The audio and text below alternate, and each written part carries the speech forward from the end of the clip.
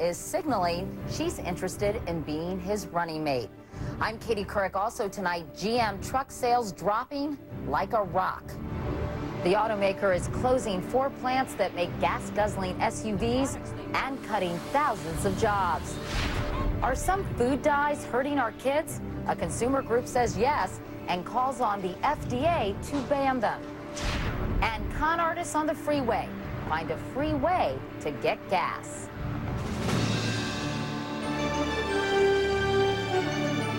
This is the CBS Evening News with Katie Couric. And this is a special Western edition. Good evening, everyone. It's an historic moment for this country. For the first time, a major political party will nominate an African-American for president. Barack Obama, the 46-year-old freshman senator from Illinois, tonight locked up the more than 2,100 delegates he needed to defeat Hillary Clinton for the Democratic nomination. Clinton is leading, though, in today's South Dakota primary, but Obama will get a share of the delegates there.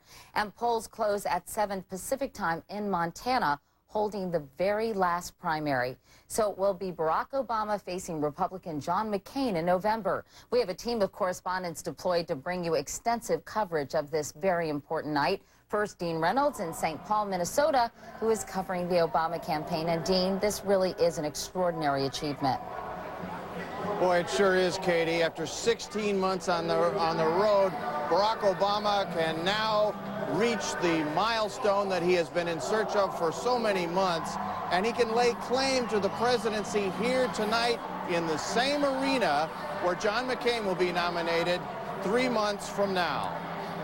In his remarks in St. Paul, Obama will be gracious toward his Democratic rival, Hillary Clinton, repeating the praise he's lavished upon her in recent days. Senator Clinton is an outstanding public servant. She has worked tirelessly in this campaign, while calling for much-needed party unity to take the battle to the Republicans, a party Obama believes richly deserves to lose the forthcoming election. And with an eye toward those Republicans who may be disillusioned with the Bush administration, Obama will offer himself as an alternative, arguing that John McCain ensures nothing so much as a third term for Bush, more failures at home and abroad, a candidate with no plan to bring the troops home from Iraq, and a hands-off economic policy without relief for hard-pressed Americans. And in a speech tonight in New Orleans, Senator McCain fired back with what will probably be a very likely theme this fall, playing off Obama's call for change. McCain said it's a choice in November between the right change and the wrong change. And he went on to say of Obama, for all his fine words and all his promise, he has never taken the hard but right course of risking his own interests for yours. The race is on, Katie. I was going to say a new chapter has officially begun. Dean Reynolds. Dean, thank you so much. Believe it or not, it was just 6 months ago that Hillary Clinton appeared headed for an easy victory. In our national poll of Democratic primary voters back in December, she led Barack Obama by 17 points. Tonight, though, she appears resigned to defeat and interested in joining Obama on what some are calling a dream ticket. Senator Clinton is in New York. Jim Axelrod has been covering her campaign from the beginning to the end. And Jim, this must be a tough night for her. It is, Katie. A senior Clinton advisor, however, said Hillary Clinton didn't work 2 years just to quit tonight. But clearly, it's no longer a question of if she'll concede, but when. And most importantly, how it'll be handled. Hillary Clinton will acknowledge Barack Obama's crossing the delegate finish line once it happens. But according to her campaign chairman, don't expect anything more than that. Is she prepared to concede tonight? No, she's not going to concede anything. Formally ending her run may not come for a few days, but she is signaling interest in the vice president slot on the ticket. Asked by fellow New York lawmakers about it today, Clinton said, quote, "I'm open to it." I think people have to realize that these two candidates receive close to 37 million votes.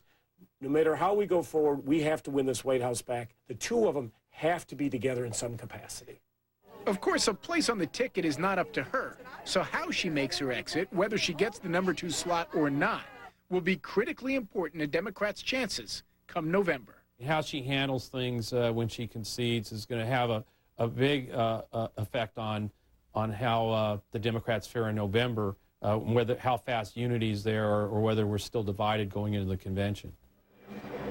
The top Clinton advisor told me this afternoon when Hillary Clinton gets out of the race, she will make sure that her supporters get in line behind Senator Obama. The call will come for her, said the advisor, and it will be very direct. Katie?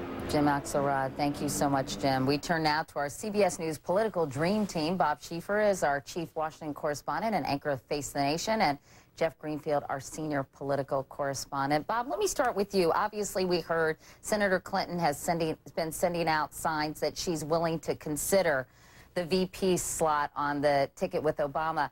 But do you think Obama will seriously consider this possibility? I think you'll have to think about it and think long and hard about it, Katie. Some late news on that. We now know that one of our CBS News reporters says that a senior member of the campaign says that he asked Senator Clinton directly, and she told him, yes, I would take it if they asked me. The obvious pluses, she could help bring this party together because it's badly divided. She might be of great help in building up enthusiasm among women voters, but there are also some minuses here, and the main one is Bill Clinton himself. Senator Obama will have to think about whether he wants to bring in those questions about Bill Clinton's personal life, questions that are sure to come about how he's made all these millions of dollars in recent years. He'll have to think long and hard about whether he wants to add that to his campaign. Meanwhile, Jeff Greenfield, you know, it is a very historic night for Barack Obama, but Hillary Clinton's doing well in these final two primaries, and it's almost as if he's limping across the finish line in a way. Well, in fact, no nominee of either major party in the history of the primary season has ever been nominated having lost as many big states as Barack Obama has lost. He's losing South Dakota tonight, which is not a big state. But the point is, Obama has won this nomination by outthinking the Clinton campaign about how you get delegates. Winning big in the smaller states is what made the difference. And everything you need to know can be shown by this one number. Barack Obama netted more delegates by winning caucuses in Kansas and Idaho, two very small states, than Hillary Clinton got by winning Pennsylvania and Ohio's primaries. That's the difference in this campaign, and that's how Obama won the nomination. Meanwhile, Bob Schieffer, all this infighting between the Democratic candidates, you think might sort of inevitably help the Republicans, right?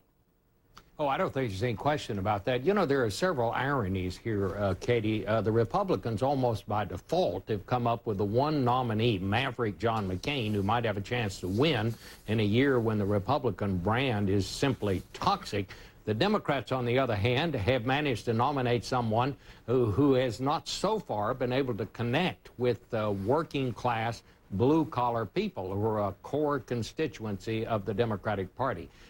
Very ironic it comes out as it has, but what a remarkable thing and a historic thing we have seen happen tonight. And a lot of fun to cover as well, and anything can happen between now and November. Well, Bob Schieffer and Jeff Greenfield, thank you both, and I'll be hearing from some Hillary Clinton supporters to find out how they feel about her candidacy and where they're going to go from here in just a few minutes. Meanwhile, the economy and high gas prices will be issues in the coming campaign. Gas is proving to be a real giant killer, destroying sales of gas-guzzling SUVs. New figures show they're down 40% in the past year. GM today said it's shutting some of the plants and laying off thousands of workers who make SUVs. Cynthia Bowers now with the end of an era. For nearly 100 years, GM has been the driving economic force in Janesville, Wisconsin. This is breaking news from KOIN News 6.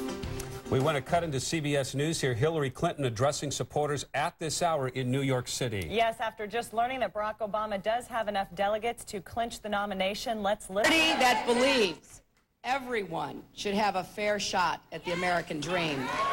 A party that cherishes every child, values every family, and counts every single vote.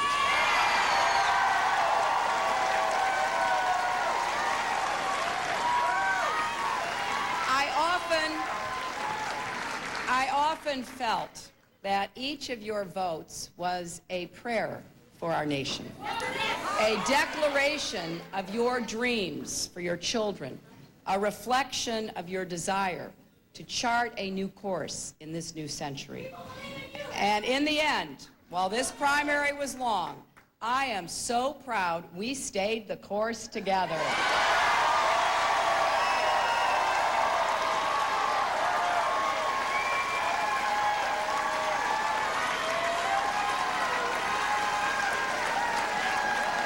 Because we stood our ground, it meant that every single United States citizen had a chance to make his or her voice heard. A record 35 million people voted in this primary.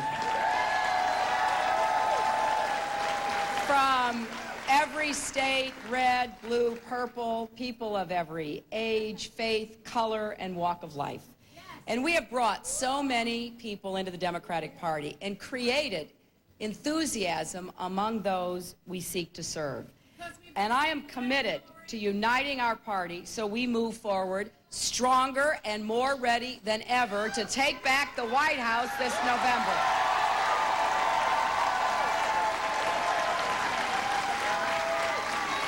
You know, for the past 7 years, so many people in this country have felt invisible, like your president didn't even really see you. I have seen the shuttered factories, the jobs shipped overseas, the families struggling to afford gas and groceries. But I've also seen unions retraining workers to build energy-efficient buildings, innovators designing cars that run on fuel cells and biofuels and electricity, cars that get more miles per gallon than ever before, cars that will cut the cost of driving, reduce our reliance on foreign oil, and fight global warming.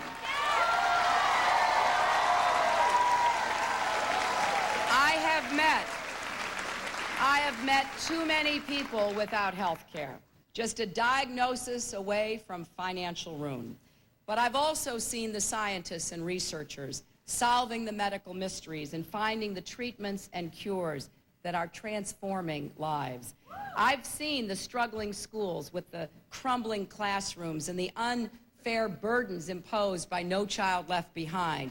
But I have also met dedicated and caring teachers who use their own savings to buy supplies, and students passionately engaged in the issues of our time, from ending the genocide in Darfur to once again making the environment a central issue of our day.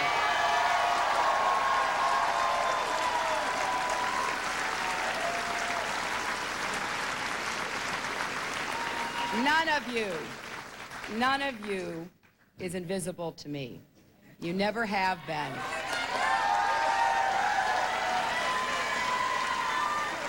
I see you, and I know how hard-working you are. I've been fighting for you my whole adult life, and I will keep standing for you and working for you every single day. Because in your courage and character, your energy and ingenuity, your compassion and faith, I see the promise of America every day. The challenges we face are great, but our determination is greater. You know, I understand that a lot of people are asking, what does Hillary want?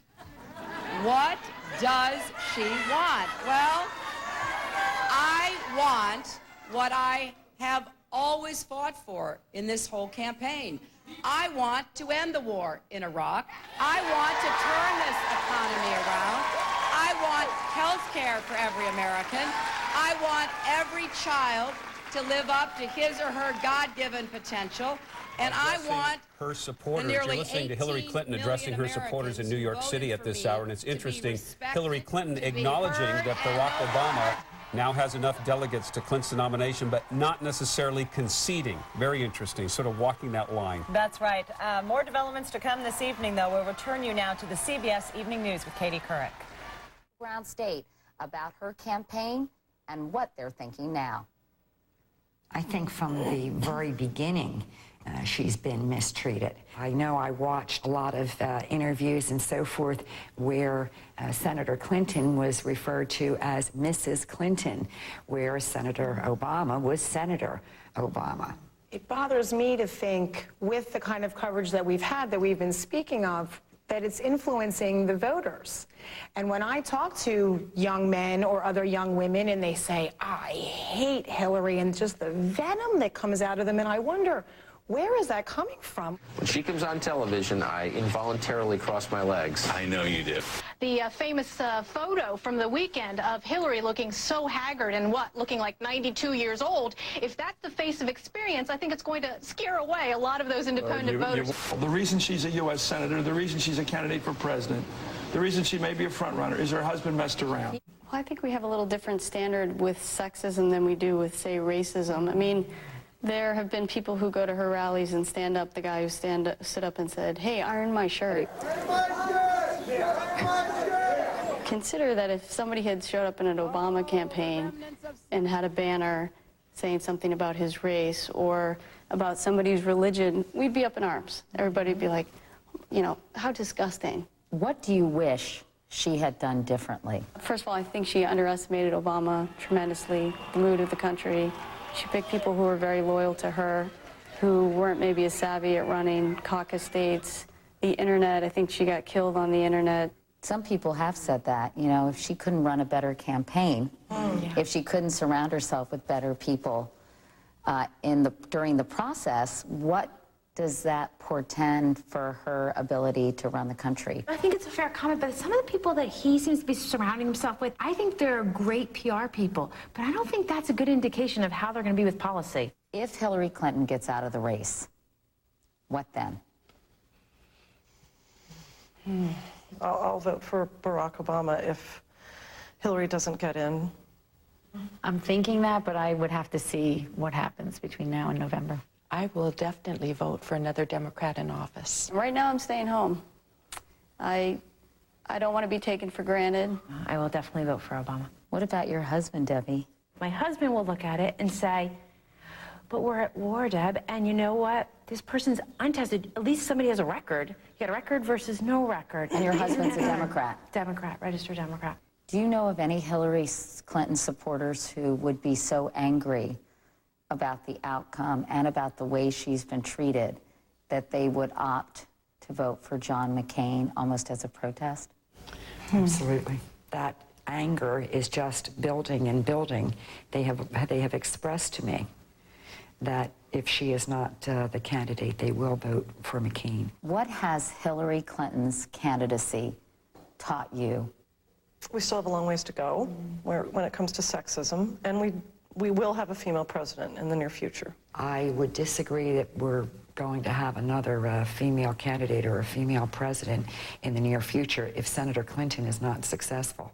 If she doesn't win this time, I don't know when, at least it wouldn't happen in my lifetime, when there would be any other candidate who would be as well qualified. In terms of the sexism, I try and stay away from that. I'm trying to teach my 3 kids, you can do anything you want. And my oldest wanted to be president when she was 6, and I kept saying, you can. I think we have come really far. I mean, we're this close. And if it wasn't for this other really great story, she would be the nominee. By the way, a new CBS News poll shows many voters nationwide believe Clinton faced an uphill battle because of her gender. We asked who faces more obstacles in presidential politics. 46% said a woman candidate, 32% said a black candidate. And we'll be back in a moment. Do you own an oil company? Well, if you have mutual funds or a pension or other investments, chances are you do. Learn more. Visit energytomorrow.org.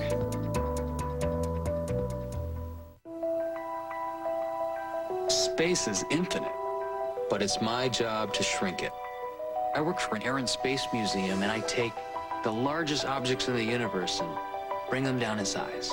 So when my doctor said that my going and going could get worse because my prostate was growing, I said, how can we shrink it? He said, Avodart. Avodart is different because over time, it actually shrinks the prostate, so I go less often. Other medicines, they don't treat the cause because they don't shrink the prostate. Avodart is for men only.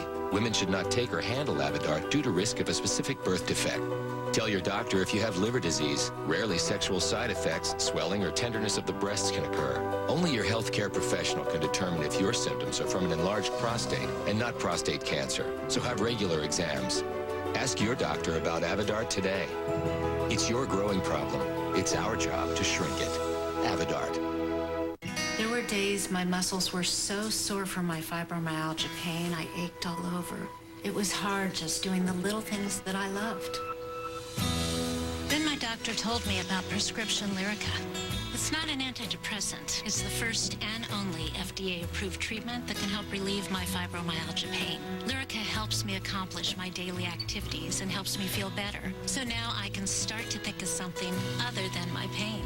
Lyrica's not for everyone. Tell your doctor right away about any serious allergic reaction that causes swelling or affects breathing or skin or changes in eyesight, including blurry vision or muscle pain with fever or tired feeling. Some of the most common side effects of Lyrica are dizziness, sleepiness, weight gain, and swelling of hands and feet. Do not drink alcohol while taking Lyrica. You should not drive or operate machinery until you know how Lyrica affects you. If you have fibromyalgia, ask your doctor if Lyrica's right for you. Where do Americans get 2/3 of the oil and natural gas we rely on? North America. Surprise? Learn more. Visit energytomorrow.org. The food police blew the whistle today on artificial food dyes. A consumer group says there may be a link to hyperactivity in kids, and it wants some of those dyes banned. More now from Nancy Cordes. It's the ingredient that makes this mac and cheese yellow, these blueberry pancakes blue. It's not a food, but food dye, synthetic chemicals with names like Blue 1 and Red 40. The food supply is essentially booby-trapped with thousands of foods that contain these offending chemical additives. Today, the same group leading the fight against salt and trans fats in processed food called on the FDA to ban the 8 most common food dyes because several studies suggest they might cause behavioral problems in some kids. Hyperactivity, impulsivity, restlessness. Beth Tribble says her 9-year-old Michael had all those symptoms for years until the minute she removed the dyes from his diet. There is no purpose for these dyes to be in our food. Whole Foods and Trader Joe's claim their products have none. But in most supermarkets, dye-filled foods can be hard to spot. These restaurant-style Tostitos, for example, contain no artificial colors, while the ones that were right next to them on the grocery store shelves with a hint of lime have 2 artificial colors. The FDA claims food dyes are safe, and food manufacturers agree, telling CBS News there is no need for consumers to alter their purchasing and eating habits. This even as some of them remove dyes from foods sold overseas. So while a McDonald's strawberry parfait sold here gets its color from Red 40, a parfait in the UK gets it from strawberries. Nancy Cordes, CBS News, Washington.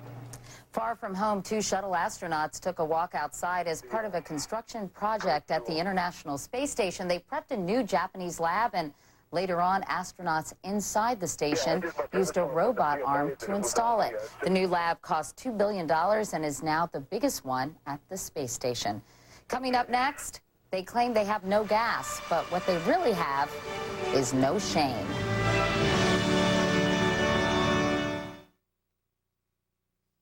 I couldn't sleep last night. Me either. So I tried new Unisom sleep melts. They dissolve quickly without water and taste great. You'll melt asleep fast, stay asleep, and wake refreshed. No prescription. Non-habit forming. New Unisom sleep melts. Melt asleep fast. When it comes to treating frequent heartburn, Prilosec OTC is the only name I trust. My doctor recommends it, so I just know I can count on it for my heartburn. And I won't miss out on life. Try Prilosec OTC, the round-the-clock heartburn blocker. I learned a lot when I found out I had high cholesterol, but I didn't know that it may have led to my erectile dysfunction. That's why my doctor told me about Levitra. Certain medical conditions, including high blood pressure, diabetes, and high cholesterol, can decrease blood flow, which may lead to ED. That was news to me. My doctor told me Levitra could help. Levitra works by increasing blood flow to help treat ED. Levitra works for me. Maybe it can work for you. Ask your doctor if you are healthy enough for sexual activity. If you have heart problems, are on alpha blocker therapy, or have uncontrolled high blood pressure, talk to your doctor before taking Levitra. Do not take Levitra if you take nitrates for chest pains, as this may cause an unsafe drop in blood pressure. Side effects may include headache, flushing, and stuffy or runny nose. To avoid long-term injury, seek immediate medical help if you experience an erection lasting longer than 4 hours. If you have any sudden decrease or loss of vision or hearing, stop taking Levitra and call your doctor right away. Ask your doctor if Levitra is right for you. Hey, check it out. What is it? It's a cereal aisle.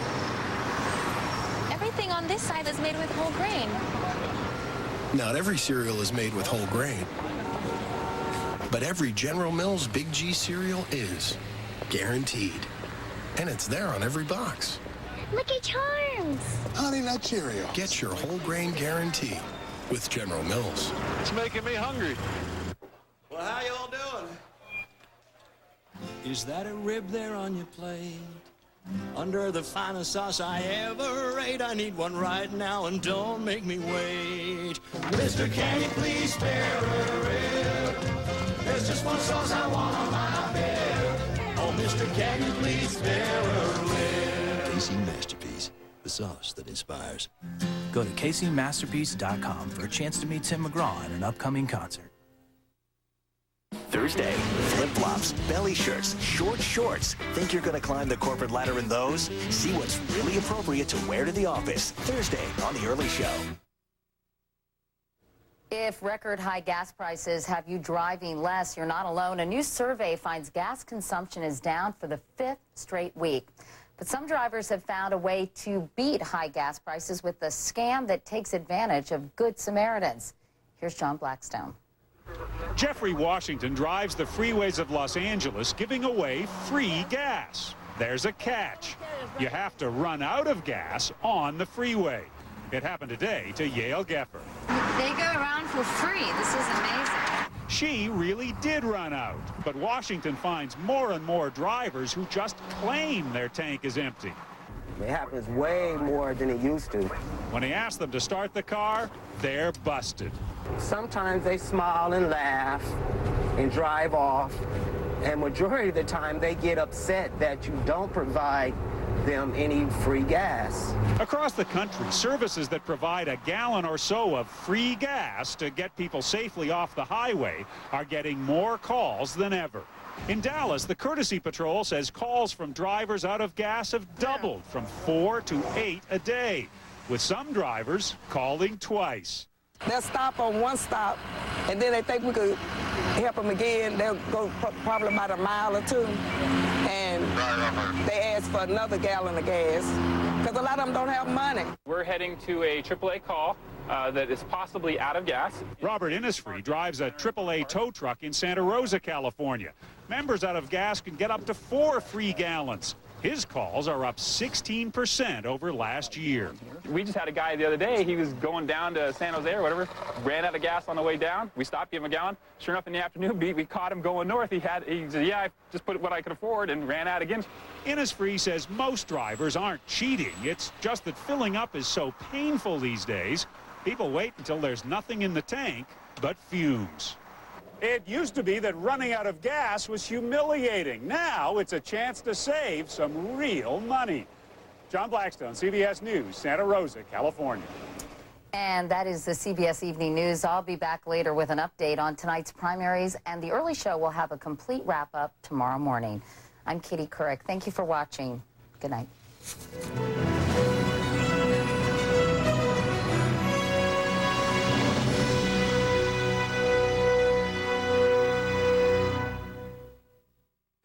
How the FBI says they've caught the real waddling bandit at 11. Enjoy your day, sir. Ma'am? A little something for you? Here you go. And for you? Enjoy your day. There you go. Enjoy. Lottery games are based on chance and should be played for entertainment only, not investment purposes. The art and science of massage has gone from simple relaxation techniques to a recognized healing practice with multiple health benefits. If it's the career choice for you, East West College of the Healing Arts is the right place to start. Graduates have found success in private practice and increasingly such environments as holistic health centers, resort spas, team athletic departments, sports clubs, corporate on-site, hospitals, and doctors' offices. For more information and exciting options for your career, visit eastwestcollege.com.